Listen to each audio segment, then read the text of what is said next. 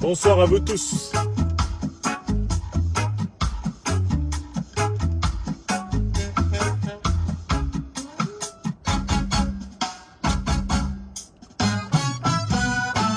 À tous les amis des pages Franklin Nyamsi Wa Cameroun sur Facebook, le serviteur des pains spirituels de la liberté dit bien le bonsoir et signe son retour sur cette plateforme. Après plusieurs mois d'absence, nous voici de retour pour des raisons valables. Et nous serons désormais présents sur toutes les plateformes. Car il nous est imposé une lutte totale, une lutte sur tous les fronts. Contre les troisièmes mandats, les dictatures africaines, contre le soutien du néocolonialisme français aux dictatures africaines, nous choisissons la règle de la bataille médiatico-politico-intellectualo-idéologico-spirituelle sur tous les fronts. Je vous salue mes amis et je vous demande de partager massivement ce direct dont je vais vous donner le plan dans les minutes qui suivent.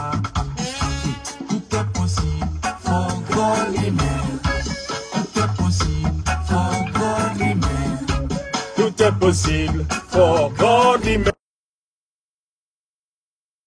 Godly men. Afrique des libertés, debout.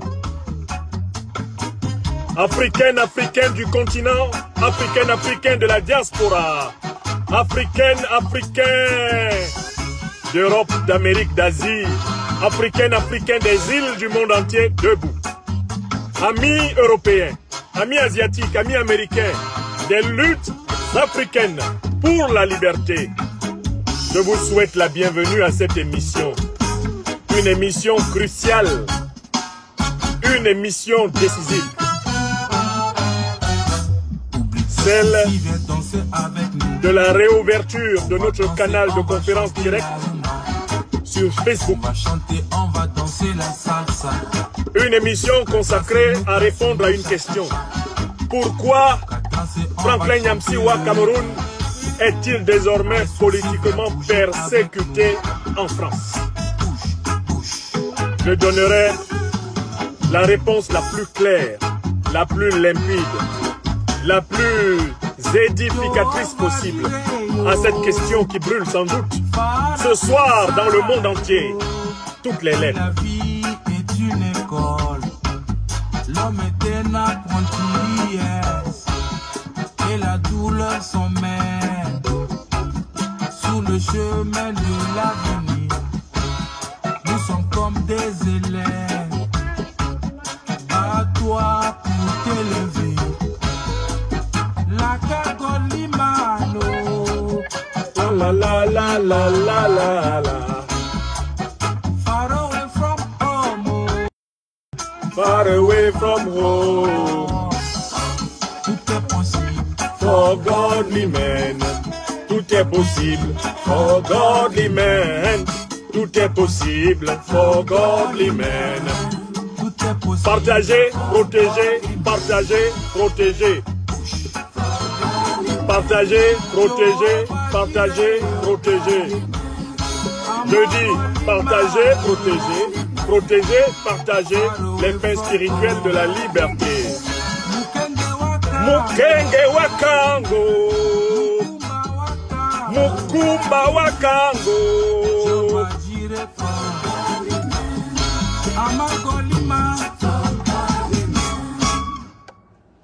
Mes chers amis, je vous salue. Je te salue, toi qui regardes cette émission du fond de la mer Afrique. Je te salue, toi qui la regardes d'Europe, d'Amérique. Je te salue, toi qui la regardes d'Asie. Je te salue, toi qui la regardes des îles du monde entier. Et qui la partagera, car elle fera partie incontestablement des émissions historiques de la contribution du serviteur des pains spirituels de la liberté, eh bien, à l'éveil des Africains, des Africaines de tous les continents, et à la montée en puissance de la conscience africaine vers la construction de la Fédération des États-Unis d'Afrique noire. L'objectif géopolitique majeur de toute Africaine, de tout Africain cultivé et éveillé, et normalement structuré sur le plan physique, mental, psychologique et spirituel. Mes chers amis, je ne pourrais commencer cette conférence consacrée à répondre à la question « Pourquoi Franklin Nyamsi Wa Cameroun est-il désormais politiquement persécuté en France, supposément patrie des droits de l'homme ?» Avant d'y répondre, je dois d'abord, par respect pour chacune et chacun d'entre vous, m'expliquer sur les raisons pour lesquelles, alors que j'avais annoncé que je ne donnerai plus jamais de conférence directe sur ce réseau social, Facebook, ce jeudi 9 décembre 2021, j'y suis. Mes chers amis, les 3 mois qui viennent de passer m'ont permis, avec de nombreux amis à travers le monde, de mener une enquête approfondie sur les causes des blocages systématiques des comptes Facebook de tous ceux qui contestent les dictatures africaines et qui critiquent la politique colonialiste de la France en Afrique. Mon enquête m'a permis de me rendre compte que contrairement à ce que je pensais au mois de septembre 2021, ce n'est pas l'entreprise Facebook basée ultimement en Californie et qui s'appelle maintenant Meta qui aurait spécialement décidé de censurer les défenseurs des libertés africaines et les critiques de la domination néocolonialiste française. Oh que non! Or, c'est ce que je pensais en septembre 2021. En réalité, les dictateurs africains, et en particulier, l'emblème suprême des dictateurs africains aujourd'hui, le plus vautré de tous, le plus vassal de tous, le plus plat, le plus fat, le reptilien parfait, Alassane Dramane Ouattara, en appui avec leur réseau français, ont mis en place une cellule de guerre informationnelle armée de logiciels dernier cri, d'ordinateurs de toute facture, une cellule composée de techniciens informatiques et d'ingénieurs informatiques, une cellule surfinancée, a été mise en place pour développer des logiciels espions, développer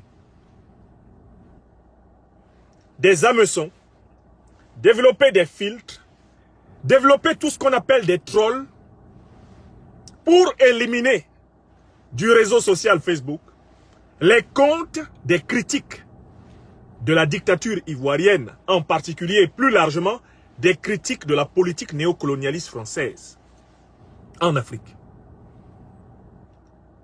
J'ai découvert qu'ils avaient élaboré des algorithmes très puissants qui signalent nos posts, qui signalent nos vidéos, qui surveillent la moindre ligne que nous écrivons sur le réseau Facebook et qui, utilisant la connaissance des règles communautaires Facebook, déclenchent des mécanismes de sanctions automatiques contre les comptes des Africaines et des Africains, des citoyennes et des citoyens qui critiquent les dominations africaines et l'implication de la hiérarchie politique corrompue de la 5e République française dans la domination africaine.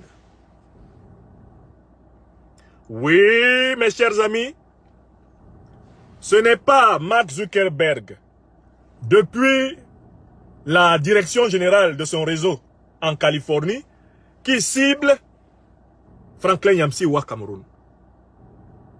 Ce n'est pas lui qui, tous les 15 jours, tous les 30 jours, tous les 40 jours, inflige des suspensions de 15 jours, de 30 jours, de 45 jours, de 60 jours, de 10 jours à tel ou tel activiste citoyen, à tel ou tel militant, à tel ou tel intellectuel. Non! Il y a une organisation de la France-Afrique avec un budget énorme qui est chargé de traquer tout ce qui, de près ou de loin, empêche d'imposer non seulement le diktat des dictatures africaines financeuses, mais en particulier la non-critique du néocolonialisme français, persistant par la présence militaire, par la répression monétaire du CFA, par le soutien au viol constitutionnel, le soutien aux pires dictatures, et par la répression culturelle francophonique, eh bien, tous ceux qui de près ou de loin contestent cette quadruple racine de la domination de l'Africain sur l'Africain et de la domination de la puissance néocolonialiste française sur les pays de ce qu'elle a appelé son précaré, les 14 pays de la zone dite CFA. Tous ceux qui la contestent sont les cibles de cette cellule de guerre informationnelle.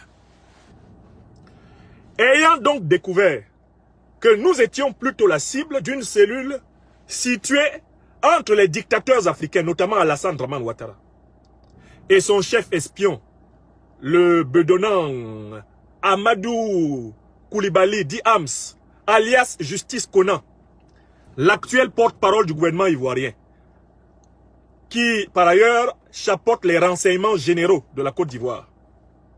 Le professaillon de collège, qui n'a jamais fait ses preuves comme bon enseignant de français au collège.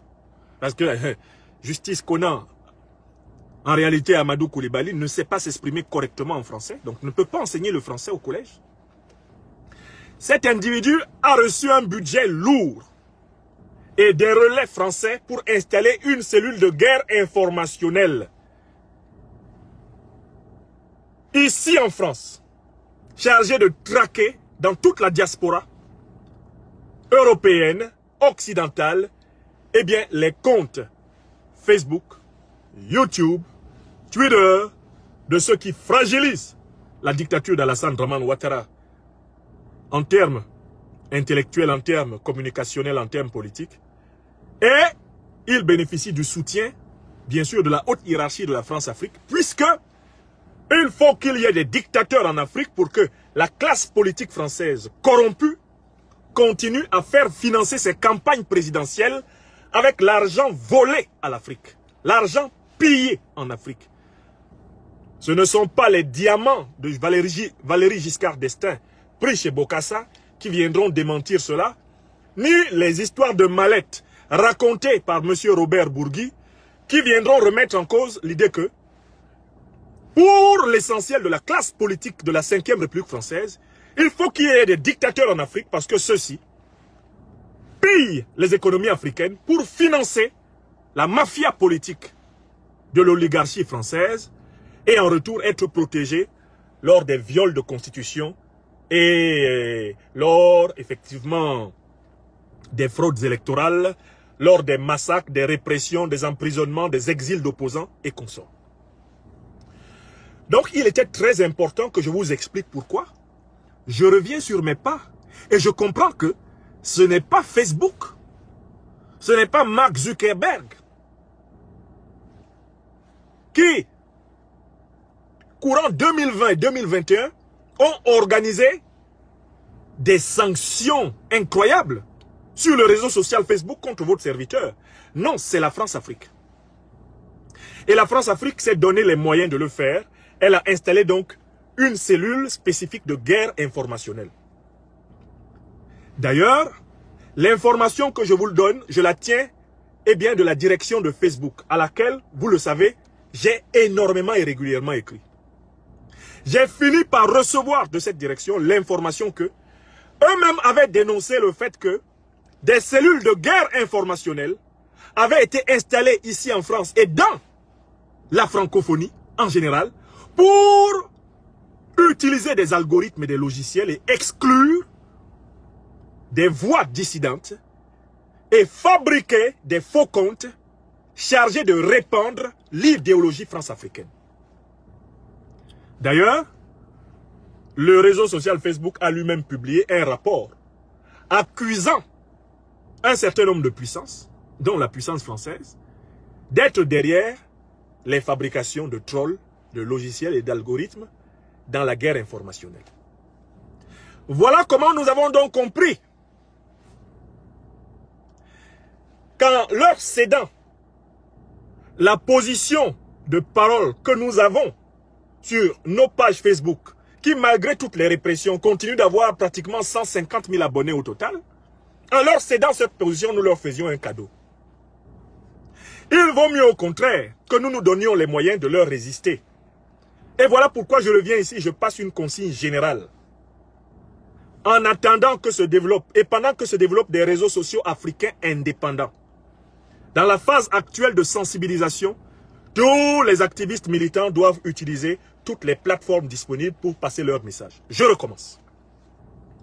Au regard de ces informations que je vous apporte, j'appelle tous les activistes militants, j'appelle tous les internautes militants, qui pour certains avaient fermé leur page Facebook et avaient refusé désormais de faire des directs Facebook, suite à la répression exemplaire et incroyable que nous avons ensemble subi, et moi tout particulièrement, je leur demande de reprendre en main leur page et d'utiliser tous les réseaux sociaux disponibles sur cette planète pour faire passer leur message. Je recommence. Moi, Franklin Yamsiwa Cameroun, Sisikou de mon pays natal, chef signé, comme ceux qui me connaissent m'appellent, je demande, à compter de cet instant, à tous les intellectuels, à tous les militants, à tous les activistes de la cause de l'émancipation africaine, d'occuper systématiquement tous les réseaux sociaux et de continuer à développer. Nous allons continuer à financer la création de réseaux sociaux africains indépendants. En attendant, il faut être présent partout. Il ne faut céder à la domination dictatoriale africaine, ni à la France-Afrique, aucun espace de réseau social où elles puissent, l'une comme l'autre, établir une primauté, une prépondérance. Bataille médiatico-politique sur tous les fronts. Et c'est dans le cadre de cette bataille médiatico-politique sur tous les fronts que j'ai activé aujourd'hui. Après vous l'avoir expliqué par un post, j'ai activé aujourd'hui ma conférence de retour sur ce réseau social. Et le premier objectif de cette conférence est atteint.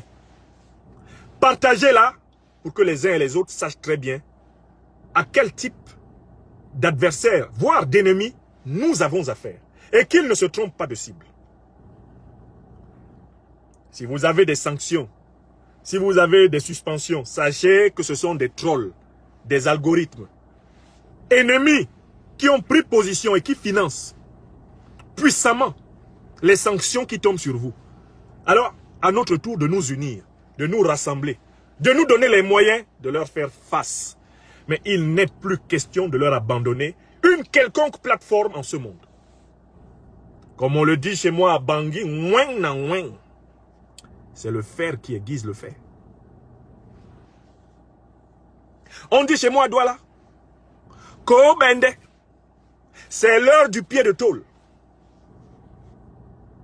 On dit chez moi à Abidjan, c'est maintenant que Django sera souffert. Aucun millimètre carré sur les réseaux sociaux.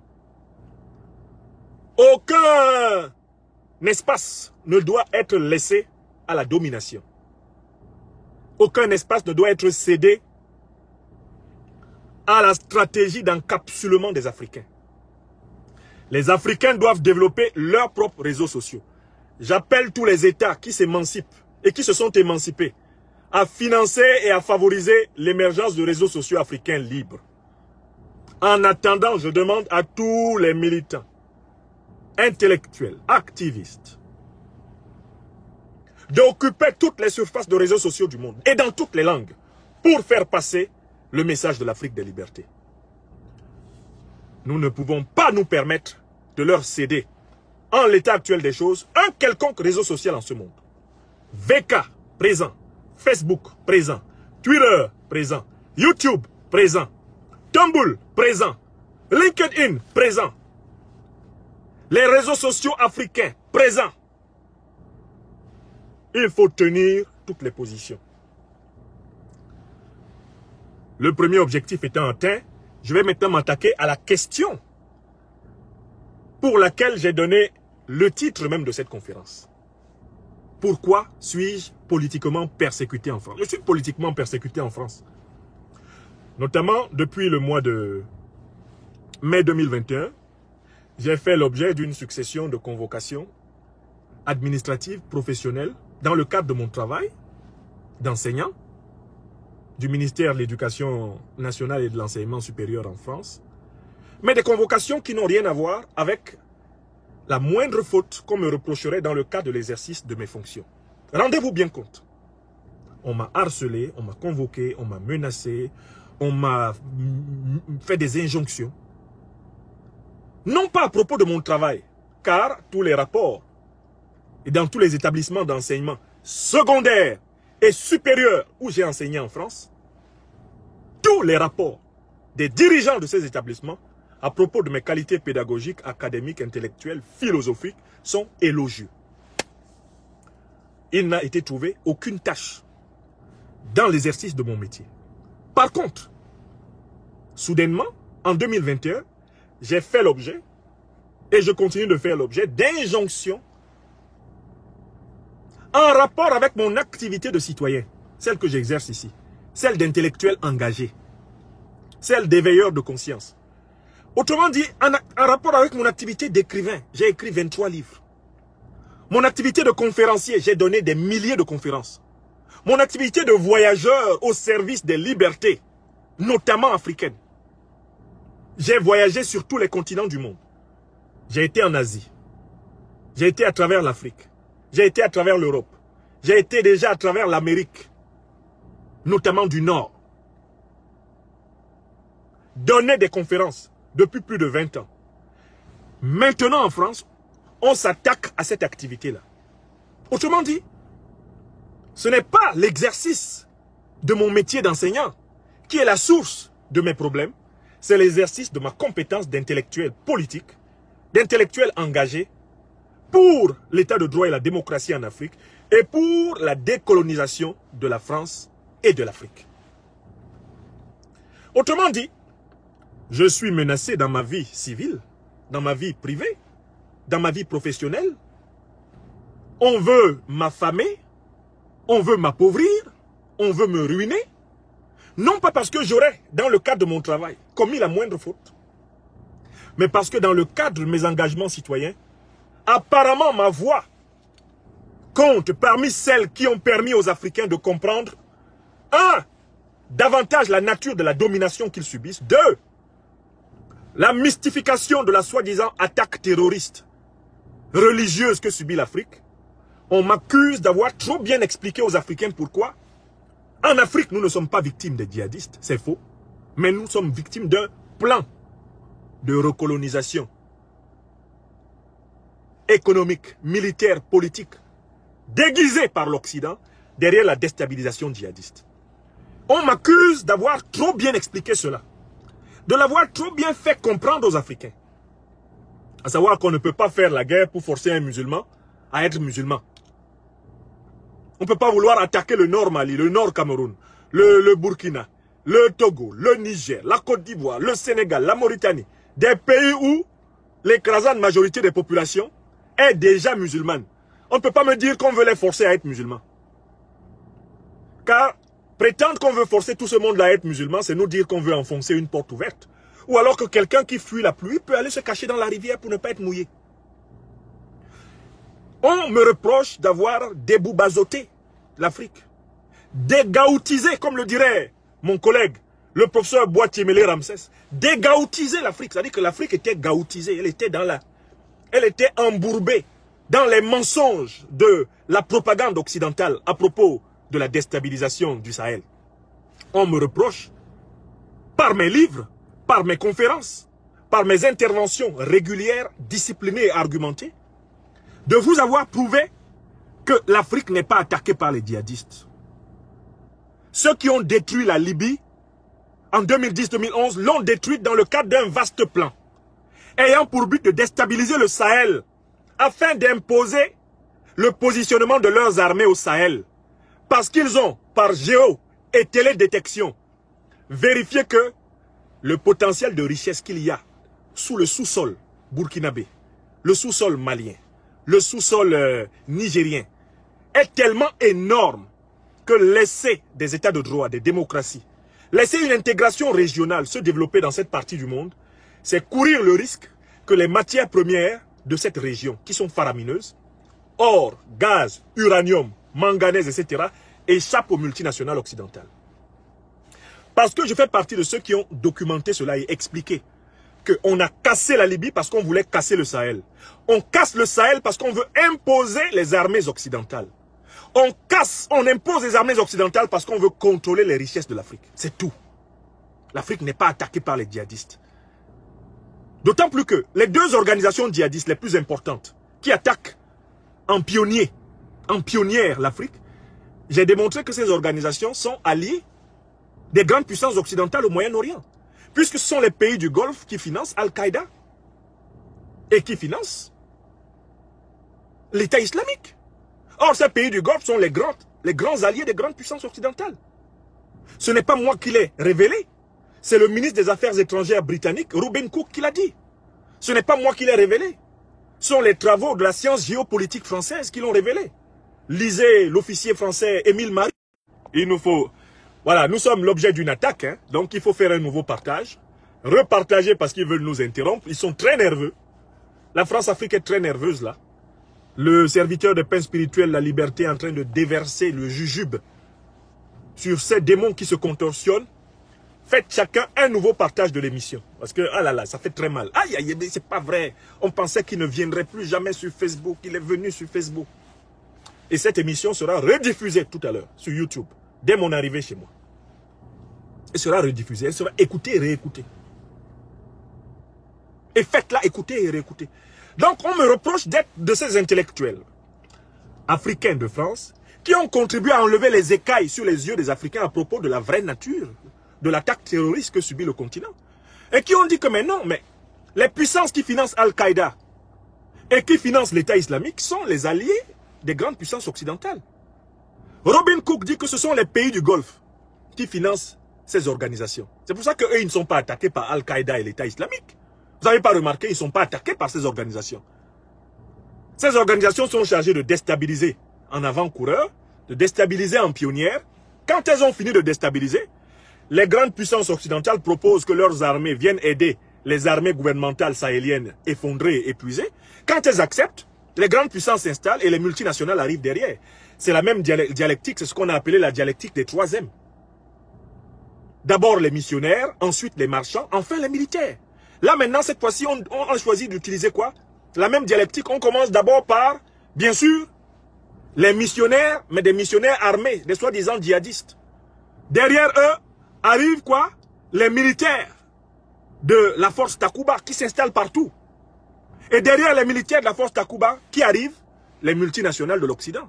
Pour l'uranium, pour l'or, pour le pétrole, pour le manganèse, pour le cobalt, pour l'uranium. La même dialectique des 3M. Parce que je vous ai expliqué de regarder ce qui s'est passé en Afghanistan. À savoir qu'en Afghanistan, ceux qui sont au pouvoir actuellement, c'est Al-Qaïda. On les appelle talibans, mais on fait comme si on a oublié que c'est Al-Qaïda. Mais Al-Qaïda, sa base arrière, pour prendre le pouvoir en Afghanistan, c'était où? À Doha, au Qatar. Doha, au Qatar. Donc le Qatar était un soutien d'Al-Qaïda.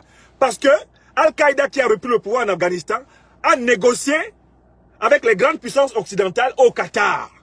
Et la base arrière d'Al-Qaïda pour reprendre le pouvoir en Afghanistan, c'est le Qatar. Parce que moi, en tant que philosophe et logicien de formation, je vous ai amené à constater que le Qatar ne peut pas s'entendre avec Al-Qaïda et venir aider à développer l'Afrique au profit des Africains. Puisque c'est Al-Qaïda qui déstabilise l'Afrique, pour que l'Afrique soit recolonisée militairement et pour que les armées étrangères imposent des contrats miniers, pétroliers, gaziers au détriment des peuples africains et au profit de toute l'armada d'escrocs organisés qui vient en coalition s'accrocher telle une sangsue sur la pauvre mère Afrique. qui pourtant est richissime. Donc, on me reproche cela. On me reproche d'avoir éventré le complot. Et de faire que la petite vendeuse de déguets à Bamako, le petit vendeur d'arachides du marché central de Douala, le petit qui se promène actuellement dans le quartier de Maya Maya, à Brazzaville, ou qui actuellement est en train d'aller vers le monument des martyrs à Kin, on me reproche d'expliquer ces choses de manière tellement claire que même les Africains les moins instruits ont compris. Et ils ont compris que l'Afrique est victime d'un complot ayant pour but sa recolonisation militaire, économique et politique. Donc on me reproche cela. Pourtant, je me suis basé sur des informations disponibles à Paris. Je lis d'abord les livres des chercheurs français, mes collègues. Je lis les livres des chercheurs européens, mes collègues. Je lis les livres des chercheurs américains. Et ma bibliothèque est remplie de références. Voilà pourquoi vous constatez que je n'ai jamais été traîné au tribunal pour aucune de mes affirmations. Parce que mes affirmations sont documentées. Vous me demandez qui vend les armes au Moyen-Orient, je vous donne qui vend les armes avec les bénéfices qu'ils font. Et je vous donne les références. C'est moi qui ai aidé à vulgariser auprès des Africains le livre de la journaliste Anne Poiret, qui décrit les ventes d'armes de la France aux pays du Moyen-Orient qui financent les djihadistes. Donc voilà, on m'en veut parce que je sers la vérité et la justice. Et que j'aide les Africains à comprendre ce qui leur arrive. Mais je suis africain. Je ne peux pas être au monde, faire partie des intellectuels les mieux formés du continent africain et du monde, et laisser l'Afrique dans l'ignorance, sans être un Africain maudit. Comme je l'ai souvent dit, je ne peux pas me maudire moi-même. Je ne peux pas maudire mes ancêtres angélisés. Dieu qui m'a donné la vie et l'intelligence dont je fais usage. Je ne vais quand même pas maudire mes enfants, mes propres petits-enfants, en servant la destruction de notre patrie, qui se trouve être le berceau de l'humanité tout entière, l'Afrique. Voilà la deuxième chose qu'on me reproche. La troisième chose qu'on me reproche, c'est d'avoir démystifié les dictateurs africains en général, et spécialement le plus vassal, le plus reptilien, le plus abject d'entre eux ces derniers temps, Alassane Dramane Ouattara, en Côte d'Ivoire.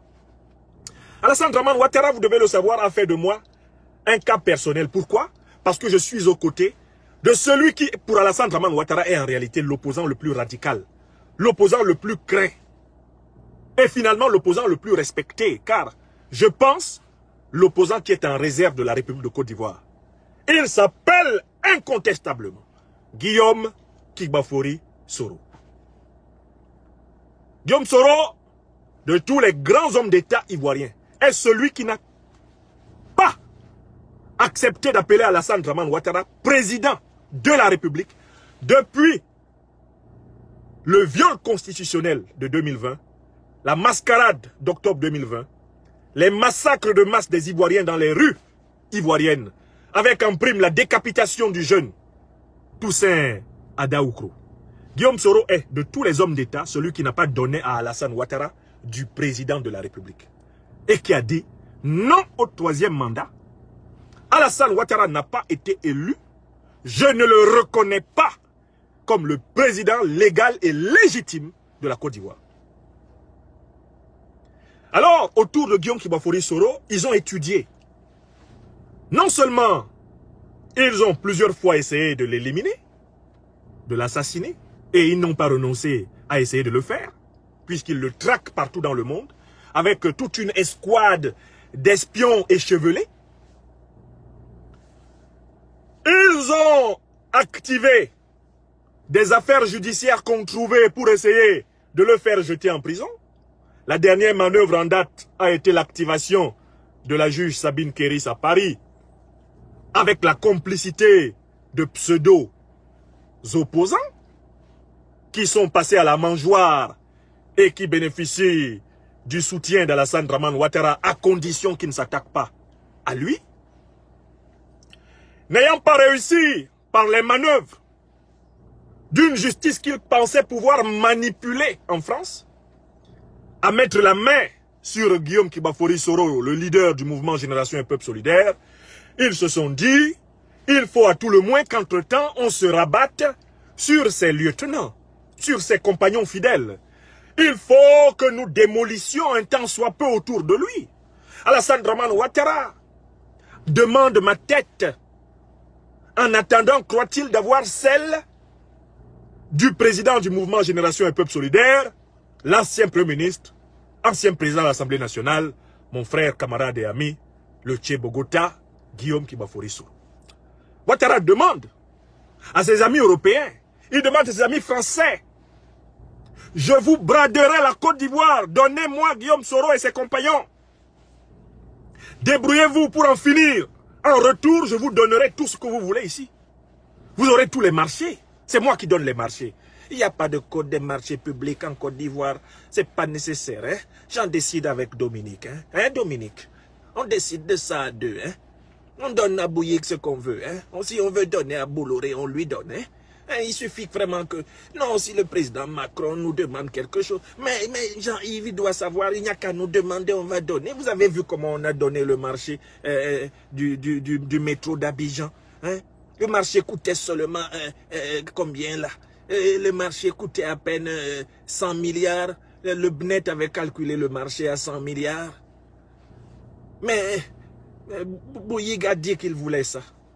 Mais je lui ai dit, vous soutenez mon troisième mandat anticonstitutionnel, vous me laissez massacrer les Ivoiriens et moi je vais vous donner le chantier. D'ailleurs, on va surfacturer ça ensemble. Et le BNET avait calculé ça à combien là? 100 milliards, 150? Non, on va mettre ça à 1050 milliards de francs CFA. Hein, Bouygues? Hein, Bouygues? Faites-moi confiance. Faites-moi confiance. Faites-moi confiance. Voilà comment cet individu dont l'esprit marche en point virgule comme le corps, d'Alassane Dramane Ouattara, croit pouvoir faire marchandise de nos âmes et de nos vies, en échange du bradage de la Côte d'Ivoire qui ne lui appartient pas. Car lui, il passera et la Côte d'Ivoire restera. Donc, dans le cadre de son deal avec ses amis, il dit, mais vous ne parvenez pas à voir Guillaume. C'est Guillaume, je ne sais pas comment il réussit. Mais si c'était ici en Côte d'Ivoire, je pouvais régler ça sans problème. Moi, c'est moi qui donne 20 ans à qui je veux ici à Abidjan. Hein, je donne 20 ans. Et ça m'enjaille, hein. Ça m'enjaille. Il ne s'est pas dit enjailler. Hein. Ça m'enjaille, hein. Mais je ne comprends pas. Débrouillez-vous, collez-lui un motif. Bon, si vous ne parvenez pas, mais faites-moi tomber ce Franklin Nyamsi là. Débrouillez-vous. Parce que celui-là, avec son ami Guillaume Soro, ils sont inséparables. Ce sont deux âmes, mais c'est pas possible, ils sont terribles ceux-là. Tant que ce monsieur sera à côté de Guillaume Soro aura des idées radicales. Il sera dans son panafricanisme, la génération. C'est Franklin Nyamsi là. Celui-là, on le fauche et Guillaume, il sera encore plus isolé. C'est lui, c'est Alassane Ouattara, qui est derrière les persécutions que je subis. Comme c'était un ancien gouvernaillon de la Banque de France, puisqu'il a travaillé à la BCEAO. La BCEAO, c'est quoi? C'est une succursale de la Banque de France, non? Donc, il a des entrées ici, dans le monde de l'économie et de la finance, dans le monde des banques. Donc, il commence à influencer des banques pour fermer mes comptes. C'est Ouattara. Montrez-lui, hein, que j'ai le bras long quand même. Je vous donne tout à Abidjan ici. Et ce monsieur, il peut faire ses directs Facebook, YouTube comme il veut. Pour me critiquer, me manquer de respect. Hein? Il m'insulte. Il dit que j'ai 3 actes de naissance pour la même vie. Mais il ne sait pas que ma vie n'a pas été facile, celui-là. Faites-moi confiance. Faites-moi confiance. C'est Alassane Ouattara. C'est lui qui nous court après. Mais il n'a pas regardé qu'on est des jeunes hommes. On est encore dans la force de l'âge. Nous, on peut courir. Ce n'est pas en marchant en point virgule comme il marche là. Avec un esprit qui marche en point virgule pareillement. Qu'il pourra aller plus vite que nous. Depuis qu'il vient là, notre leader, Guillaume Kibafori Soro, lui a dit, le lièvre Tapolgana a vu le gourdin. Et il sait à qui le gourdin est réservé. Il y a longtemps que nous, on a vu le gourdin. Alassane Ouattara pensait qu'on s'attendait à tout ce qu'il est en train de nous faire, Alassane Dramane Ouattara. Puisque, à partir du moment où nous avons eu la conviction que cet homme était du diable, ben on a entrevu toutes les possibilités. Oui, dès que tu sais que quelqu'un est du diable, tu chantes plus rien ne m'étonne à son propos. Et tu l'attends. Donc c'est lui. Alors, il faut les appauvrir, il faut bloquer. Alors maintenant, il faut tout faire pour que celui-là, il ne parvienne même plus à mettre du carburant dans sa voiture. Hein. Et dans sa voiture, il s'assoit pour faire des directs là. Il faut qu'on lui arrache tout ça. Hein. Comme ça, il va comprendre. Ce que Alassane Ouattara n'a pas compris, c'est que nous autres, des hommes comme nous autres, comme le leader Guillaume Kibafori Soro, là, il n'y a pas un seul bien matériel sur cette terre qui vaille plus que notre dignité. Je recommence. Alassane Ouattara pensait que tous les moutons ont un prix. Nous, on n'est pas moutons et on n'a même pas de prix. Il y a un proverbe abidjanais qui dit que les moutons marchent ensemble, mais ils n'ont pas le même prix. Mais le proverbe même confond l'homme et le mouton. Nous, on n'est même pas moutons. On est des hommes. C'est-à-dire des êtres qui sont dans la zone intermédiaire entre l'animalité et la divinité. C'est ça l'humain. La forme humaine, le corps humain que vous avez là, que nous avons, nous a été donné par la nature et par le Tout-Puissant, créateur de la nature, pour nous préparer à la transition vers le monde angélique. C'est un corps passager, c'est un corps messager, c'est un corps transitionnel. Un être humain, c'est un être qui domine son animalité par sa spiritualité. Ce n'est pas un être inversé. Ce n'est pas un être dominé par le bas. C'est-à-dire le sexe et le ventre. Il est dominé par l'esprit.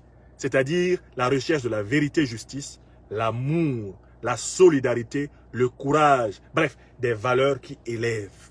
C'est-à-dire qui préparent au passage dans le monde angélique. Voilà ce qu'enseigne la religion de nos ancêtres. Et voilà ce que l'expérience spirituelle intérieure révèle. Or, Alassane Ouattara pense qu'il n'a affaire autour de lui qu'à des êtres humains inversés. En nous appauvrissant, en nous persécutant, en nous harcelant, il croit qu'il va obtenir que nous nous mettions à genoux pour lui demander pardon pour un crime, un délit ou une contravention que nous n'avons point fait. Eh bien, Guillaume Kibafori Soro, Franklin Nyamsi Ouattara font partie de ces fils de l'Afrique qui ne vendent jamais leur âme, quelle que soit la beauté du plat de lentilles. C'est ça. Non, il s'est trompé sur ce point. Ils ont multiplié depuis des années des persécutions contre nous. Ils nous traquent. Ils envoient des espions nous repérer, etc. Ils montent des plans. Moi, ils ont tenté de m'éliminer physiquement à Aubervilliers. N'eût été la vigilance des militants du mouvement Génération et Peuple Solidaire, que je salue, les camarades de la place de Paris, ils auraient eu ma peau en 2019 à Aubervilliers. Ils étaient venus avec des armes blanches contondantes, me prenant à gauche et à droite que moi j'aurais été viré de mon poste d'enseignant en France. Ce n'est pas vrai. Je recommence. On ne m'a pas viré. Peut-être que ça va arriver.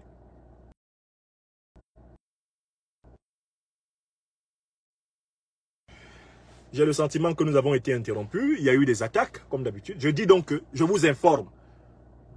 Je n'ai pas été viré. Je n'ai pas été radié.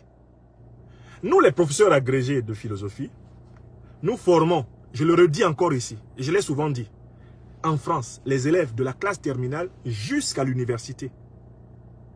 Les professeurs agrégés de philosophie, là, on enseigne de la classe terminale jusqu'à l'université. Quand on est, par ailleurs, docteur de l'université, on enseigne de la terminale jusqu'à toutes les classes de l'université. En philo, nous sommes le corps d'élite. Le corps d'élite de l'enseignement français, c'est les professeurs agrégés. On est professeur agrégé par concours. Et on peut donc enseigner de la classe terminale jusqu'à la dernière classe de l'université si, par ailleurs, on est docteur. Or, nous, les professeurs agrégés, dans le système français, il y a des classes d'élite intermédiaires entre l'université et le lycée qu'on appelle les classes préparatoires.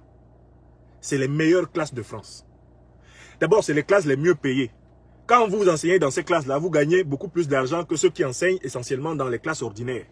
Même dans les classes ordinaires de fac, les professeurs gagnent moins que les professeurs de classes préparatoires. Ce qui s'est passé, c'est que pour me punir, c'est-à-dire faire baisser mon revenu, le rectorat de l'Académie de Rouen m'a fait convoquer pour me dire qu'on me retirait mon enseignement en classe préparatoire. Ce qui veut dire qu'on impactait mon revenu. Et on m'a précisé le motif parce que on n'est pas d'accord avec la critique que je mène de la politique étrangère ou de la politique nationale de la France sur mes sites personnels, réseaux sociaux. Ce pourquoi je vais contacter un avocat, mon avocat. Je mobilise mon avocat afin qu'il fasse valoir mes droits. Car je n'ai pas commis de faute professionnelle. Je n'ai pas commis de faute pédagogique. Il n'y a aucun problème dans mon travail. J'enseigne dans ce pays depuis une vingtaine d'années. J'ai enseigné avant ailleurs. Je n'ai jamais eu de problème dans mon travail. J'ai toujours été, je le dis sans vantardise, un brillant professeur. De tous les points de vue. Que ce soit du point de vue des administrateurs, des établissements où j'ai enseigné. Allez vous renseigner en Côte d'Ivoire. Allez, il est encore vivant. Le chef d'établissement qui m'a le plus longtemps employé en Côte d'Ivoire est vivant. Mon doyen, bien-aimé, Albert Dibindri, directeur du lycée Krafa à Dagra. À Sikensi, en pays Abidji, mon petit village ivoirien, à 80 km d'Abidjan. Le sénateur Albert Dibindri est là. J'ai été professeur de philosophie et de littérature dans son établissement. J'ai informé des générations de jeunes Ivoiriens qui sont sur les réseaux sociaux ici, qui peuvent témoigner. Du point de vue de mes élèves ivoiriens, de mes collègues ivoiriens et de mes responsables académiques ivoiriens, j'ai toujours été parmi les meilleurs professeurs. Si vous allez dans mon pays natal, le Cameroun, vous demandez à mes camarades. J'ai fait l'université de Yaoundé, non? Pendant 3 ans. Mes camarades sont là. Ils vous diront quel était mon rang. Quand j'ai enseigné, avant de quitter le Cameroun, entre 1993 et 1995, mes élèves de cette année-là sont là. Certains sont aussi sur Facebook, qu'ils vous disent. Donc, il n'y a jamais eu de souci du point de vue de la qualité de mon rendement pédagogique. Je ne le dis pas pour me vanter, parce que de toutes les façons, ma carrière est déjà en très bonne partie faite. Que ce soit dans l'enseignement en université. Et Rouen, c'est la 3e université française où j'ai enseigné. Et je ne peux même pas vous dire la liste des universités où j'ai enseigné dans le monde. Je compte pratiquement 22. 22. Nulle part, mon enseignement n'a fait l'objet de la moindre objection. Donc, je voudrais dire à ceux qui se sont empressés de publier un peu partout. J'ai vu même que dans la une de la presse ivoirienne. Franklin Yamsi viré, c'est faux. On ne m'a pas viré. Ce dont je me plains, c'est que l'on me retire une charge d'enseignement prestigieux pour des raisons non pédagogiques, pour des raisons non professionnelles, pour des raisons politiques, pour me punir, parce qu'on sait que cette charge-là me rapporte dans mon revenu, eh bien, une part importante. Donc, en réalité, c'est une atteinte indirecte à mon revenu. Comme on ne peut pas m'amener au tribunal à Paris pour m'accuser de quelque chose et me faire juger. On ne peut pas m'amener au tribunal administratif pour dire que tu as fait ça, tu as fait ça, tu as fait ça. On choisit de me taper à la fiche de paye. Voilà. En attendant d'utiliser d'autres subterfuges pour s'attaquer à moi, parce que je ne veux pas me soumettre à la France-Afrique. Donc, dites bien partout. Je n'ai pas dit qu'on m'a viré. J'ai dit qu'on m'a retiré une prestigieuse charge d'enseignement et qu'on m'a précisé que c'est pour des raisons politiques. Les responsables pédagogiques m'ont dit, on ne vous reproche rien dans votre travail. Nous avons reçu l'ordre, ça vient de l'administration. Ils ont dit, en raison de vos positions critiques sur les réseaux sociaux envers la politique française, il a été décidé, en haut lieu, c'est-à-dire au sommet de l'administration politique française, de vous retirer votre prestigieux enseignement de formation des professeurs français. Parce que je formais, dans le cadre de cet enseignement, les professeurs français. Voilà. Donc, C'est dans ce cadre-là que j'ai dit, mais écoutez, moi ce que je fais, c'est que je lutte pour la fraternité vraie, l'égalité vraie, la liberté vraie des peuples. Parce que s'ouvre là une nouvelle phase de persécution administrative, politique contre moi, je suis obligé de me battre comme je me suis battu grâce à votre soutien il y a 6 mois.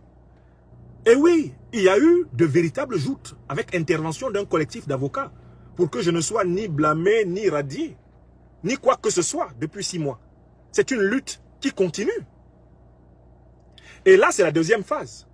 Il s'agit de demander à mes avocats d'exiger que l'on sépare mes activités citoyennes, mes activités intellectuelles, mes activités d'intellectuel engagé, mes activités d'écrivain, et bien de toute appréciation sur mon travail. Parce que je ne fais pas de la politique dans mon travail. J'enseigne de la philosophie pure, comme tous les autres enseignants. Donc il est question de réactiver mon collectif d'avocats pour retourner expliquer le principe de la liberté d'opinion, de la liberté d'expression des intellectuels, des citoyens. Et expliquer que ce n'est pas le professeur de l'enseignement français qui intervient sur les réseaux sociaux. C'est le citoyen, Franklin Yamsi. Par ailleurs, docteur de l'université, professeur de métier depuis ses 21 ans. Je vous rappelle que moi j'ai commencé à enseigner à 21 ans. La première fois que j'ai pris une classe terminale, il y avait mes camarades d'école primaire qui étaient redoublants dans cette classe. Je ne dis pas ça pour me vanter. J'ai commencé à enseigner, j'avais 21 ans. À 20 ans, j'avais ma licence. Donc quand j'ai pris la craie pour enseigner à Douala, au collège privé de la Fondation des Nations, j'avais mes anciens camarades de classe parmi mes élèves. Parce que par les aléas de la vie scolaire, ils avaient redoublé, voire triplé certaines classes. Et ça se passait très bien. Donc, je voudrais aussi rassurer les uns et les autres. Je peux ne plus travailler en France. Je ne manquerai jamais de travail. Wallahi billahi talai. Ouye job. Mbouji. Wenyi. Weta. Moi, Franklin Yamsi Wa Cameroun, Dieu a voulu que jamais je ne manque de travail depuis que je suis sur la terre. Je n'ai jamais manqué de travail. J'ai toujours eu un gagne-pain sur la terre. Je n'ai jamais été chômeur fini. Jamais. J'ai toujours eu trop de travail à faire. Je ne me suis jamais ennuyé sur la terre. Jamais. Il n'y a aucun jour de ma vie, je me suis levé en ne sachant pas quoi faire. Voyez bien. J'ai enseigné au Cameroun. J'ai enseigné en Côte d'Ivoire. J'ai enseigné en France. En France, maintenant, pratiquement 20 ans. Côte d'Ivoire, 5 ans. Cameroun, 3 ans. Oui. Je ne me suis jamais ennuyé. J'ai écrit 23 livres. J'ai donné 1000... Est-ce que vous me voyez, moi là, chômer? Je ne peux pas chômer. Ce n'est pas maintenant avec l'expérience que j'ai accumulée que si je devais ne plus travailler en France, je ne sais pas, dans l'enseignement public français, je ne trouverais pas de travail. Comme on dit chez moi à Douala, vous m'avez bien regardé. Je ne peux pas chômer, papa. Animan, bolo i hangbeme. Il faut que je te dise ça en bassa ou quoi? Bolo hangbeme. Le travail ne me manque pas et je ne manque pas au travail. Et comme je suis travailleur, c'est comme ça que le travail vient. On dit chez moi à Abidjan aussi que quelqu'un laisse, quelqu'un prend. Si les gens veulent me laisser, votre problème c'est quoi? Quelqu'un d'autre va me prendre. Wallahi billahi talahi, si on me laisse là, on va me prendre ailleurs. Vous serez ici, vous allez voir. Un grand joueur, un grand joueur ne manque jamais d'équipe. C'est les mouilleurs qui manquent d'équipe. C'est les mouilleurs qui pleurent quand on dit que non, non, non, tu ne joues plus. Non. Vous dites que je ne joue plus, donc vous allez payer donc mes indemnités éventuellement. Parce qu'un grand joueur ne part pas comme ça. On lui paye ses indemnités correctement et puis s'en va. Vous ne voulez pas que je joue? Je m'en vais avec le ballon. Vous connaissez ça au quartier, non? Il y a des gars, il vient avec son ballon. Quand il pose son ballon là, tu sais que quand vous partagez les équipes, lui il doit être dedans. S'il n'est pas dedans, il ramasse son ballon, il s'en va. C'est tout, et il n'y a plus de foot. Il n'y a plus de match. Bon, c'est comme ça la compétence. Bon, vous ne voulez pas quelqu'un de compétent. Il fait quoi? Il prend sa compétence, il s'en va, non? Ou bien il va rester là? Non. Et puis quand même, l'année prochaine, j'ai 50 ans. J'ai commencé à travailler. comme enseignant à 21 ans. Vous-même déduisez, ça fait combien de temps déjà? C'est pas beaucoup? Et ça, c'est pas beaucoup. Combien de ceux qui rigolent depuis 2 jours là, qu'on leur a dit que j'ai des problèmes professionnels en France? J'ai même vu l'essor d'Abidjan intitulé Niamsi, le conseiller de Soro, viré. Je pense même que certains qui n'ont même plus la faculté de jouir de leur corps ont joui en lisant le titre de leur propre journal, dans une auto-masturbation journalistique. Mais est-ce que vous avez pris la peine de savoir que Niamsi n'a jamais chômé? Quelqu'un qui écrit 23 livres, quelqu'un qui a donné des milliers de conférences, quelqu'un qui a enseigné dans le monde, là, dans pratiquement 23 universités. Vous pensez vraiment que ce monsieur-là, si on ne veut pas de lui ici, on ne va pas le vouloir de lui là-bas? Mais regardez-vous vous-même avant de me regarder. On n'est pas la même chose. Moi, je suis un professionnel. Maintenant, et de l'enseignement de la philosophie, de l'écriture, de la communication politique, de la galvanisation politico-spirituelle. Mais vous pensez que je vais manquer d'occupation? Non. Non, soyons sérieux. Donc, j'ai appelé mes amis sur les réseaux sociaux à soutenir la deuxième bataille médiatico-politico-judiciaire qui m'est imposée. Je n'ai pas demandé à un ennemi ou à un adversaire de me donner son argent. Je demande à mes amis de me soutenir. Est-ce que c'est compliqué? Si tu n'es pas mon ami là, il ne faut pas me donner ton argent. Moi-même, si tu me dis, je ne suis pas ton ami, et puis tu as mis ton argent, je vais enlever et te renvoyer. Si tu es ami du combat que je mène pour l'Afrique, si tu es conscient que ce que j'apporte à l'Afrique est utile, tu me soutiendras. Chaque fois que je serai en besoin de solidarité pour mener une bataille lourde, parce que on va remobiliser un collectif d'avocats. C'est des dizaines de milliers d'euros, hein, un collectif d'avocats. 2, on va organiser une campagne médiatique pour expliquer davantage nos thèmes à travers le monde. Ah là, il va falloir se déplacer. Organiser des événements. Donc, quand nous demandons à être soutenus, c'est parce que nous savons que nous allons rendre cela au centuple au peuple africain des libertés. Parce que nous sommes un travailleur dévoué à la cause. Je ne demande rien à mes ennemis. Hein. Si tu es mon ennemi là, tu ne m'aimes pas là. Il ne faut pas donner quelque chose dans mon GoFundMe. Ne donne rien. Garde ton argent. Si tu es mon ennemi, tu ne m'aimes pas. Le laitier que j'ai mis là, pour le soutien de la bataille que je vais livrer, s'il te plaît, ne mets pas ton argent dedans. Mais si tu es mon ami et que tu en as la possibilité, agis. Tu n'agis pas que pour moi, tu agis pour toi-même. Car si je suis en capacité de continuer la lutte, tu en bénéficieras. Nous en bénéficierons tous. Alors moi, ce n'est pas pour demander à manger, ce n'est pas pour demander à boire que j'appelle à la solidarité, c'est pour mener le combat. Car ce combat, il nous concerne tous. Si c'est pour manger, boire là, Dieu m'a toujours donné du travail sur la terre. Et quelle que soit la modestie du travail que je trouve depuis que je vis au monde, pour me nourrir, m'occuper de ma famille, je l'ai toujours fait. Avec abnégation, avec persévérance et avec génialité. Donc il faut que les choses soient bien claires. La mobilisation à laquelle je vous appelle me permettra d'être fort dans la bataille politico, médiatico, administrativo, judiciaire qu'on m'impose. On me l'impose pourquoi? Parce que je suis engagé avec vous. Je suis engagé pour vous. Je suis engagé pour nous. C'est pour ça. Moi, j'ai toujours soutenu à travers le monde ceux qui représentaient des causes auxquelles je croyais. C'est pour ça que j'ai financé la première campagne, cofinancé la première campagne présidentielle de Barack Obama.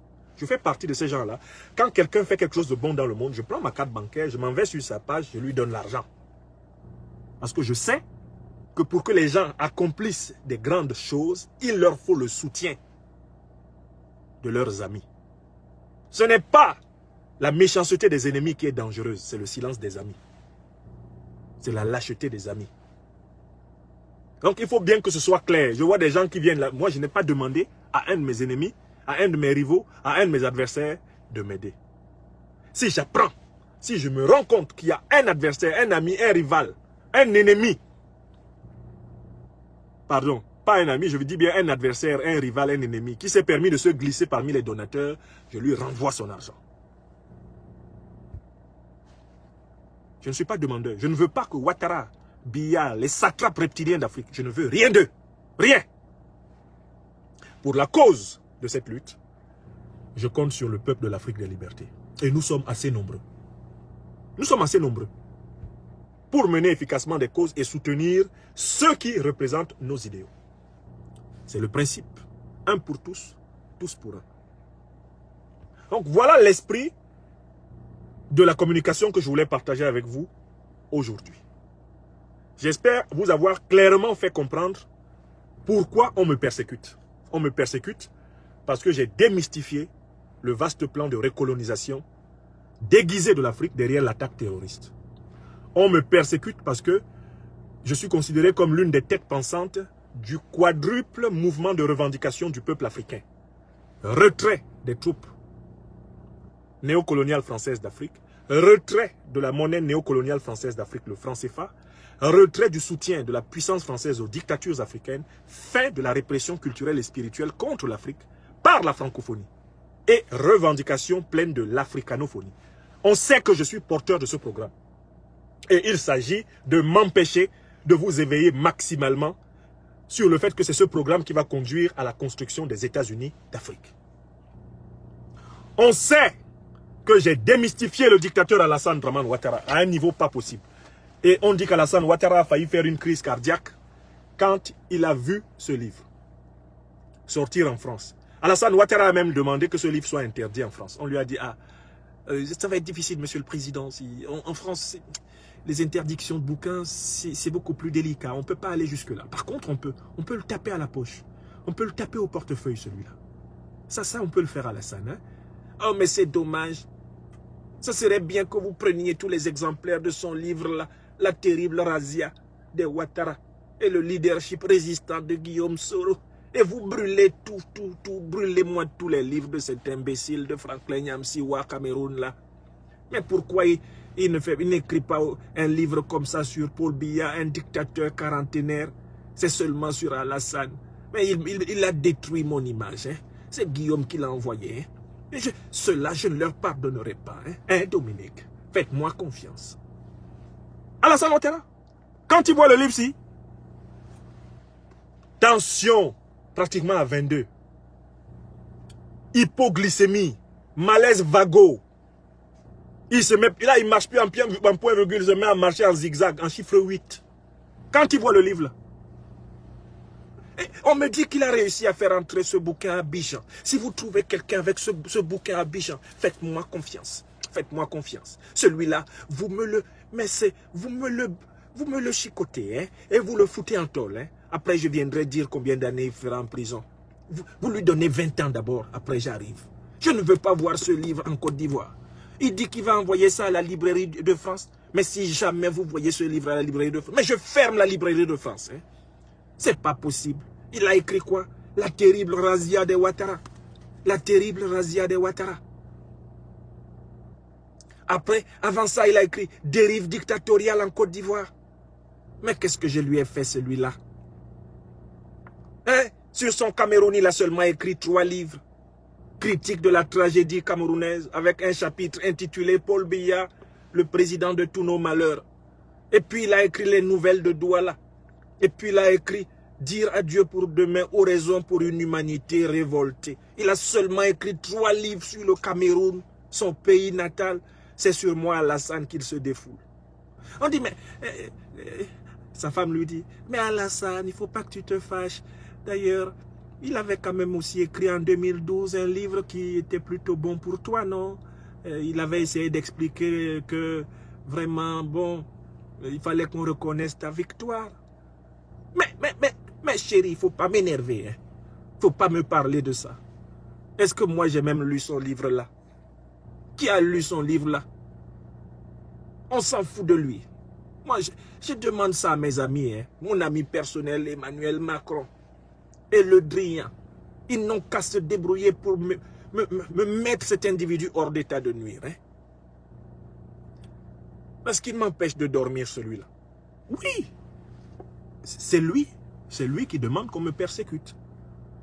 Parce que je suis un compagnon fidèle du président Guillaume Soro.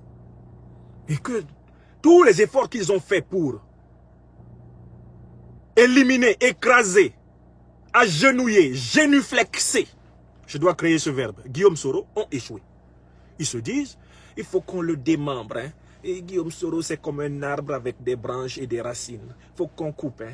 Faut qu'on coupe ses branches. Hein. Et ce frère Yamsi, c'est vraiment l'une de ses branches. Hein. C'est vraiment quelqu'un qui compte beaucoup. Hein. Ils ont une amitié bien enracinée, ces deux-là. Hein. Hein. On doit l'atteindre. Si on l'atteint, hein, Guillaume, il aura le moral tellement brisé qu'il sera facile à accueillir. Mais quand tu cherches à atteindre l'âme de l'enfant d'autrui, est-ce que tu sais d'où cette âme vient? Je recommence. Alassane Dramane Ouattara. Quand tu cherches à atteindre l'âme de l'enfant d'autrui, est-ce que toi tu sais d'où vient cette âme? Les âmes n'ont pas l'âge de nos actes de naissance. Hein. Les âmes, elles viennent du maître de vie, de l'ancien des jours. Les âmes sont des portions du divin qui se détachent pour animer des êtres singuliers, des êtres séparés. Hein. Voilà ce que sont les âmes. Hein. Alassane Dramane Ouattara. Il faut être un matérialiste athée pour croire que Guillaume Kibafori Soro, là, il vous a échappé seulement par des moyens physiques. Hein. Non. Les mânes ancestraux de la Côte d'Ivoire, les mânes ancestraux de l'Afrique,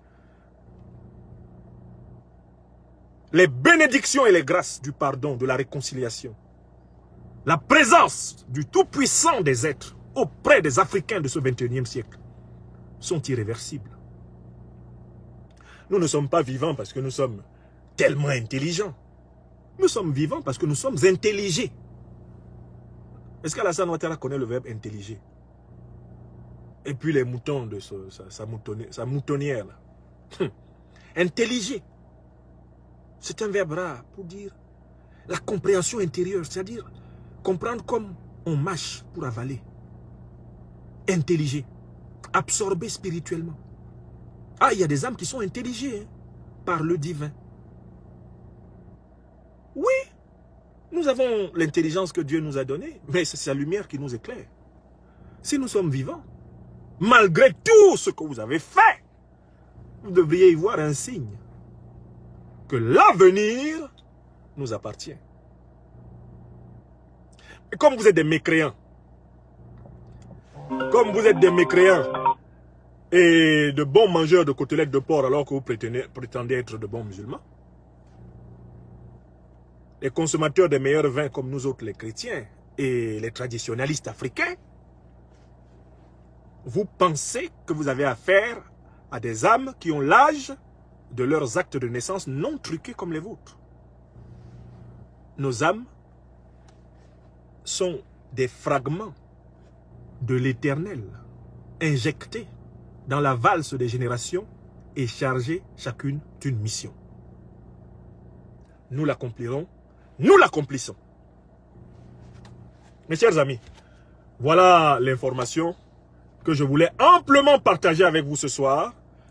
Vous avez été parfois plus de 1000 personnes en direct et j'espère que vous êtes au moins 1000 à avoir partagé cette émission qui sera rediffusée dans un quart d'heure à tout prendre sur la page YouTube Franklin Nyamsi Wa Cameroun, sur laquelle je continue à vous demander de vous abonner massivement car elle demeure la page centrale des grands événements de communication, même si, comme je vous l'ai expliqué, ayant compris la manœuvre France-africaine dont nous étions victimes, je vous invite à reprendre position partout. Ils nous imposent une guerre informationnelle, nous allons leur opposer une résistance multidirectionnelle. Godly men, please pray for us.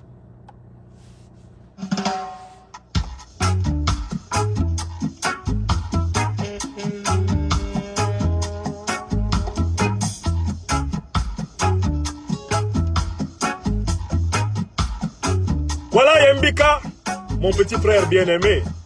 Marco Léon, Kamwa la Panthère, ils sont là, mais la dame. Mes amis sont là. Jackie Swat.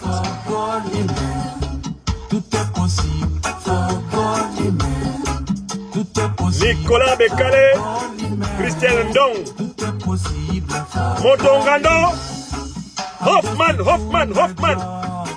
mon petit frère chéri, Funzongi Soro,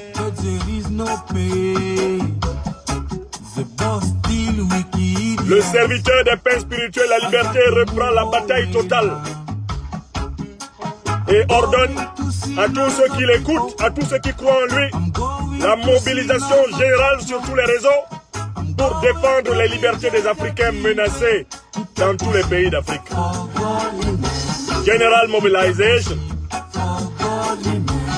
They don't accept me to say to my people that there is no religious terrorism in Africa.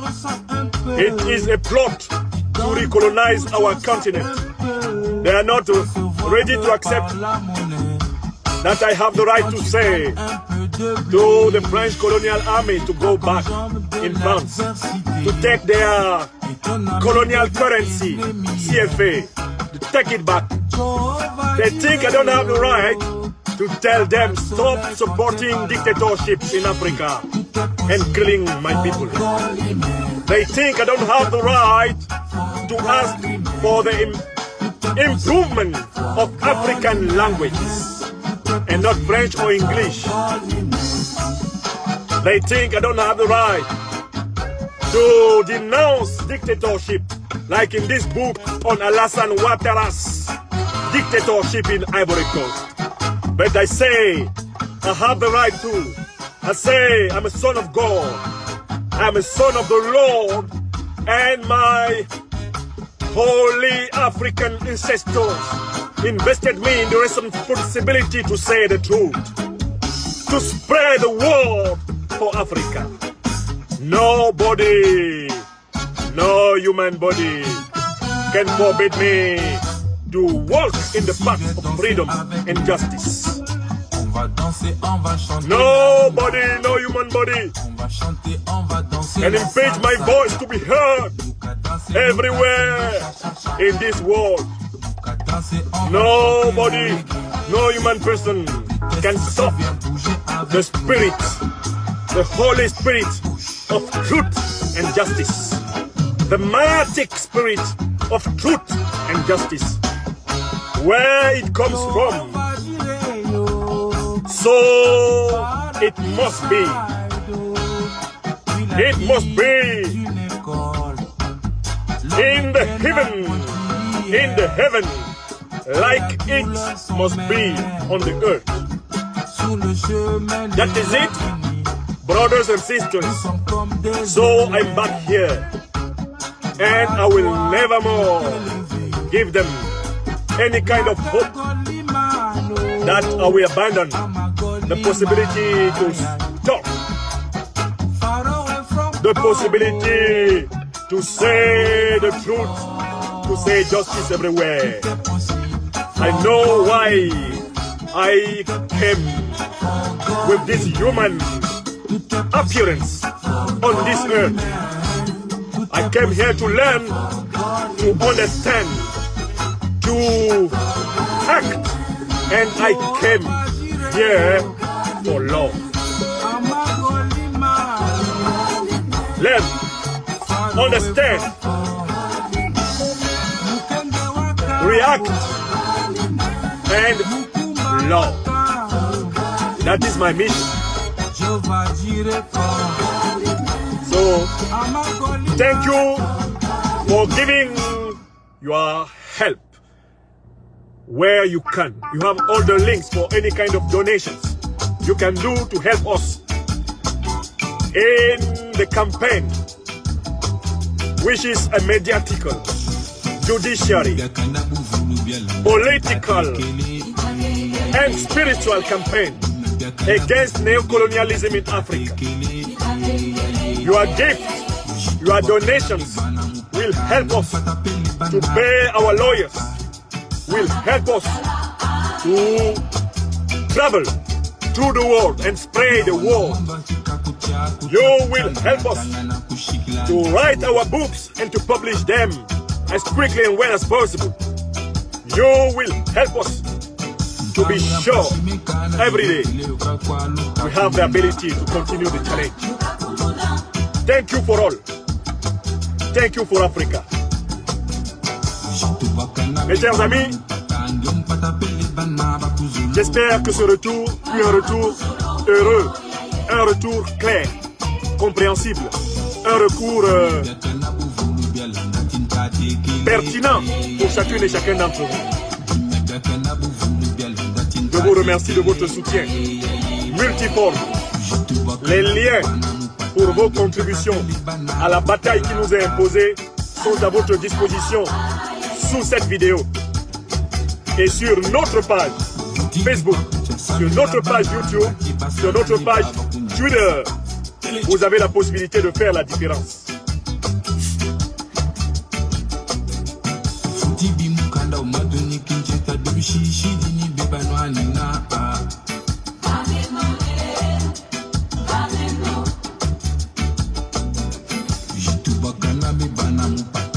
À mes compagnons de lutte, au leader de notre mouvement ivoirien, Guillaume Kibafori Soro, je réitère ici ma tranquille détermination et ma sérénité à ses côtés à impulser la transformation ivoirienne. Au président élu du peuple camerounais, mon pays natal, dont le professeur Maurice Kamto incarne la résistance, je rappelle ici ma disponibilité. À mon frère, le président élu du Togo, Abe Ome Kojo, je rappelle ici ma disponibilité à aider à tout ce qui peut permettre à l'éveil des peuples. À mes frères du Centrafrique, dirigés par le président Touadéra, en plein combat d'émancipation, je rappelle ma disponibilité à toujours donner. À mes frères du Niger, du Tchad, du Gabon, du Congo, à mes frères du Bénin, du Sénégal, à mes frères du Mali, de la Guinée-Conakry, la Guinée où se trouve le grand Bembeya, Jazz, qui m'a fait l'honneur d'une chanson, d'une composition à mon modeste nom. À toute l'Afrique des libertés, je dis, votre serviteur des pains spirituels est plus que jamais aguerri et déterminé. La peur n'a jamais fait changer l'histoire. C'est la lucidité, le courage et l'intelligence dans la solidarité qui permettent les grands changements. Lucidité, courage, intelligence et solidarité. Et l'Afrique sera libérée et l'Afrique est libérée.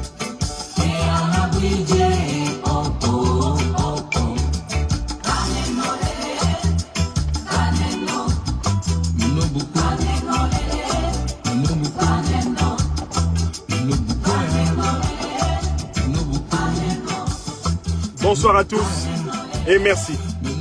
Que Dieu bénisse vos familles par l'entremise de nos ancêtres angélisés, que des grâces infinies descendent en nos vies.